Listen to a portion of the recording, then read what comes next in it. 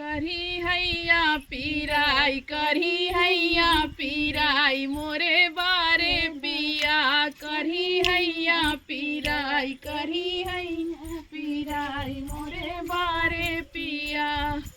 कहतू ता धनाय अपन माई बोलवती, कहतू ता धनाय अपन माई बोलवती।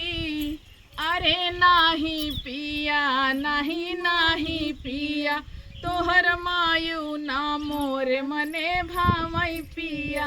उतो पूतो भतार गरिया वही पिया, उतो पूतो भतार गरिया वही पिया। करही हैया पीराई, करही हैया पीराई मोरे बारे पिया।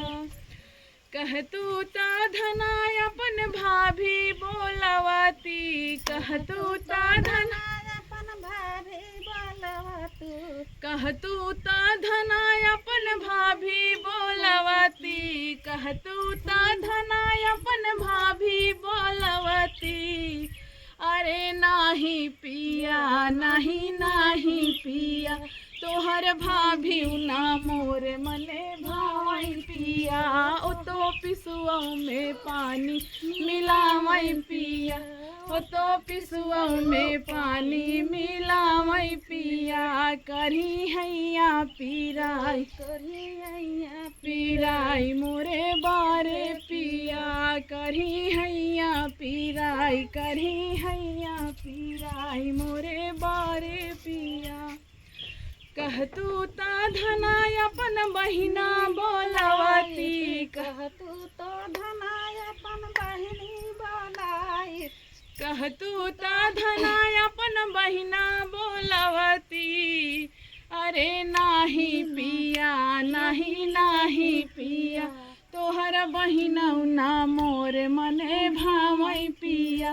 ओ तो एहमे के ओहमे लगावई पिया, ओ तो एहमे के ओहमे लगावई पिया।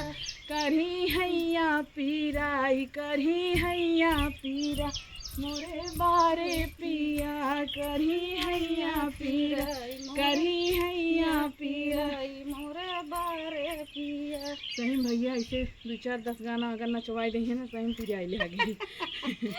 तो आप सबसे रिक्वेस्ट बा कि आप सब ज़्यादा से ज़्यादा सपोर्ट करत जा। और दोस्तों हमारे भी चैनल का नाम है कंचन लोकगीत। अगर आप लोग सुनना चाहते हैं, पसंद करते हैं तो आप लोग एक बार ज़रूर जाइए, हमारे चैनल को सब्सक्राइब करिए। वीडियो कैसा लगता है आप लोग कमेंट में ज़रूर बताइए। आप लोगों से निवेदन है कि जिसे आप लोग फेसबुक पर प्यार आशीर्वाद दे रहे हैं उसे हमारे यूट्यूब चैनल पर भी दीजिए। कंचन लोकगीत चैनल है, मेरा एक चैनल और है कंचन मौर्य, कॉमेडियन कंचन मौर्य ब्लॉग है, जिसमें मैं ब्लॉगिंग करती हूँ, डालती हूँ। तो चलिए फिर मिलती हूँ अगले वीडियो में।